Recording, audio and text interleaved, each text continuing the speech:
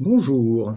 L'autre jour, alors que je partageais ma passion pour le flan au cognac de la boulangerie de Rouillac avec une personne, au cours de la discussion est arrivé, un peu comme un flanc sur le sujet, le fait qu'un maire doit obéir au préfet. Alors absolument pas, ça c'est complètement faux, c'est du fantasme. Pour rappel, nous avons l'article L 2131-1 du CGCT qui pose le principe selon lequel les actes pris par les autorités communales sont exécutoires de plein droit dès qu'il a été procédé à leur publication. Je vous passe la suite.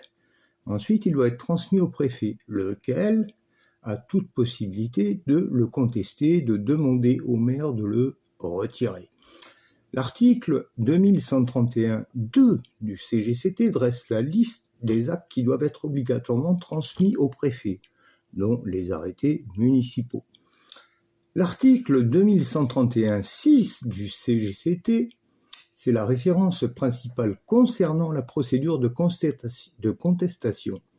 Donc, dans ce cas-là, il prévoit que le préfet défère au tribunal administratif, ce que je vous avais répondu, les actes qu'il estime contraires à la légalité, dans les 2 mois suivant la transmission. C'est le tribunal administratif et non le préfet lui-même qui décide et qui est seul compétent pour prononcer l'annulation de l'acte illégal. Autrement dit, madame, dans ma proposition que j'ai faite dans une vidéo précédente, qui consistait à déposer un arrêté que je saurais illégal, sans aucun doute, et vous le savez aussi puisque vous m'en avez parlé, eh bien, l'intérêt, c'est que pendant 2 mois, vous voyez, on a une très très grosse publicité qui peut permettre d'avoir de l'affluence sur notre ville et en faire profiter nos commerçants. Ça vous a visiblement non seulement pas effleuré, mais vous avez bien mal écouté. C'est dommage. Au plaisir.